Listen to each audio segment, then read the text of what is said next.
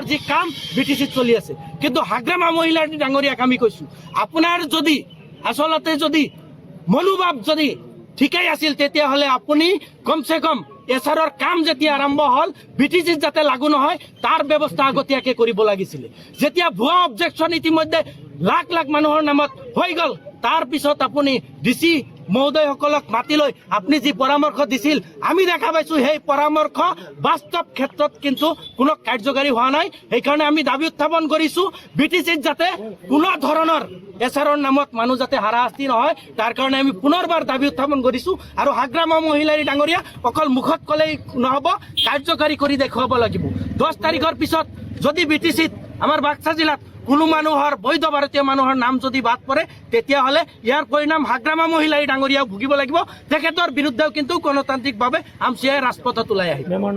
खुलुमबाय नोंथांमोनखौ आंनि YouTube channel my opinion अफिसियेलाव बरायनानै लाग्रोनाय जाबाय आरो जायफोर आंनि चेनेलाव गोदानै फैदों नोंथांमोना आंनि चेनेलखौ साबस्क्राइब खालाम लाइक शेयार कमेन्ट खालामनायजों लोगोसे बेल बटनखौ थुनानै लानो दाबाव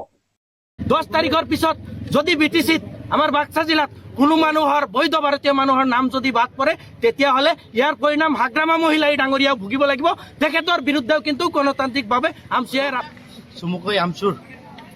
কেন্দ্ৰীয় সমিতিৰ নিৰ্দেশ মৰ্মে আমি সমগ্ৰ অসমতে আজি আমি 2 ঘণ্টীয়া মানৱ শৃংখল কাৰ্যসূচী লোৱা হৈছে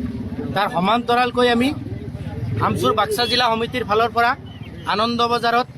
আমি আজি 2 ঘণ্টীয়া মানৱ শৃংখল কাৰ্যসূচী আমি হাতত লৈছোঁ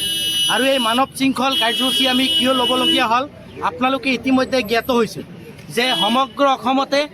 আমাৰ যি এছাৰৰ কাম চলি আছে এই এছাৰত আমি দেখিবলৈ পাইছোঁ বিভিন্ন সময়ত ভুৱা আপত্তি দাখিল কৰা হৈছে আৰু এইটো কমপ্লিটলি চৰকাৰী ষড়যন্ত্ৰমূলকভাৱে আমাৰ সংখ্যালঘু মানুহৰ ওপৰত ধৰ্মীয় সংখ্যালঘু মানুহৰ ওপৰত কিদৰে হাৰাশাস্তি কৰিব পৰা যায় তাৰ কাৰণে এক ব্লুপ্ৰিণ্ট তেওঁলোকে ৰচনা কৰিছে আৰু ইয়াৰ বিৰুদ্ধে আমি সমগ্ৰ অসমতে আমি প্ৰতিবাদ সাব্যস্ত কৰিছোঁ আৰু ইতিমধ্যে আপোনালোকে গম পাইছে আৰু আপোনালোকে ইতিমধ্যে দেখা পাইছে যে আমাৰ বাক্সা জিলাতো আমি দেখা পাইছোঁ কেইবা হাজাৰ মানুহৰ নামত ইতিমধ্যে ভুৱা আপত্তি দাখিল কৰিছে এই ভুৱা আপত্তিসমূহ আমি দেখা পাইছোঁ যিজনে আপত্তি দাখিল কৰিছে এজন ব্যক্তিয়ে কেইবা শতাধিক মানুহৰ নামত ভুৱা আপত্তি দাখিল কৰিছে আৰু যিজনে আপত্তি দাখিল কৰিছে ভুৱা অবজেকশ্যন তেওঁ নিজে গম নাপায় যে তেওঁ ভুৱা অবজেকশ্যনকাৰী তেওঁৰ নাম জালিয়াতি কৰিছে তেওঁৰ সহি জালিয়াতি কৰিছে জালিয়াতি কৰি ভুৱা অবজেকশ্যনসমূহ দাখিল কৰিছে আমি দাবী উত্থাপন কৰিছোঁ বাক্সা জিলা উপায়ুক্ত মহোদয়ক আৰু অসমৰ মাননীয় মুখ্যমন্ত্ৰী মহোদয়ক আৰু দাবী উত্থাপন কৰিছোঁ ইলেকশ্যন কমিশ্যনাৰক আপোনালোকে এই যিবিলাক ভুৱা আপত্তি দাখিল হ'ল এওঁলোকৰ বিৰুদ্ধে কি ব্যৱস্থা ল'ব এইটো ৰাজহুৱা কৰিব লাগিব এজনৰ সহি জালিয়াতি কৰি ভুৱা আপত্তি দাখিল ইয়া সহজভাৱে আমচিআই কেতিয়াও মানি নলয় হাজাৰ হাজাৰ মানুহৰ লাখ লাখ মানুহৰ নামত যে ভুৱা আপত্তি দাখিল কৰা হ'ল ইয়াৰ বিৰুদ্ধে অনাগত দিনতো আমাৰ আন্দোলন চলিব এছাৰৰ যি ফাইনেল লিষ্ট যেতিয়া ওলোৱাৰ পিছত আমি লক্ষ্য কৰিম যদি কোনো বৈধ ভাৰতীয় মানুহৰ নাম যদি চক্ৰান্তমূলকভাৱে চৰকাৰী ষড়যন্ত্ৰমূলকভাৱে যদি বাদ পেলোৱা হয় তেতিয়াহ'লে ইয়াৰ পৰিণাম অসম চৰকাৰে ভুগিব লাগিব ইলেকশ্যন কমিশ্যনাৰেও ভুগিব লাগিব তাৰ কাৰণে তেওঁলোকক সাজু হৈ থাকিবলৈ আহ্বান জনাইছোঁ অনাগত দিনত বৃহৎ গণতান্ত্ৰিক আন্দোলনৰ কাৰ্যসূচী হাতত লোৱা হয় ইতিমধ্যে আমি দেখা পাইছোঁ বিটিচিত লাখ কমসে কম লক্ষাধিক মানুহৰ নামত ভুৱা অবজেকশ্যন দাখিল হৈছে সেইটো আমি দেখা পাইছোঁ যে বিটিচিৰ মাননীয় চিফ 5খন জিলাৰ উপায়ুক্ত মহোদয়সকলক লগত লৈ তেওঁলোকে আমি নিউজত দেখা পাইছিলোঁ সংবাদ মাধ্যমৰ জৰিয়তে দেখা পাইছিলোঁ যে তেওঁলোকে ঘোষণা কৰিছিলে যে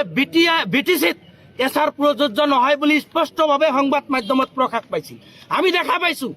হাগ্ৰামা মহিলাৰীয়ে ডাঙৰীয়াই কোৱাৰ পিছতো আমি দেখা পাইছোঁ বিটিচিত এছাৰৰ যি প্ৰক্ৰিয়া কোনো পৰ্যায় বন্ধ হোৱা নাই এছাৰৰ যি প্ৰক্ৰিয়া বিটিচিত কিন্তু এতিয়াও চলি আছে আমি যিখিনিৰ যি কাম বিটিচিত চলি আছে কিন্তু হাগ্ৰামা মহিলাৰ ডাঙৰীয়াক আমি কৈছোঁ আপোনাৰ যদি আচলতে যদি মনোভাৱ যদি ঠিকেই আছিল তেতিয়াহ'লে আপুনি কমসে কম এছাৰৰ কাম যেতিয়া আৰম্ভ হ'ল বিটিচিত যাতে লাগু নহয় তাৰ ব্যৱস্থা আগতীয়াকৈ কৰিব লাগিছিলে যেতিয়া ভুৱা অবজেকশ্যন ইতিমধ্যে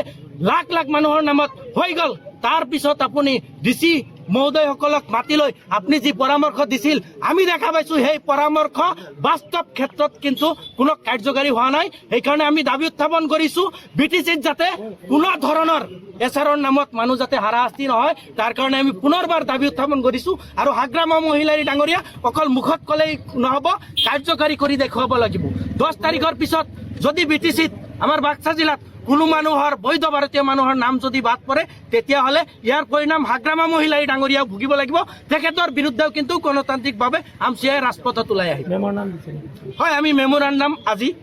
আমি জিলা উপায়ুক্ত মহোদয়ক আমি মেমোৰাণ্ডাম দিম আৰু এই মেমোৰাণ্ডামত যিসমূহ আমি দাবী উত্থাপন কৰিছোঁ এই দাবীসমূহ কাৰ্যকাৰী কৰিব লাগিব আৰু যদি নকৰে তেতিয়াহ'লে ইয়াৰ বিৰুদ্ধে আন্দোলন আমি থিয় কৰাম।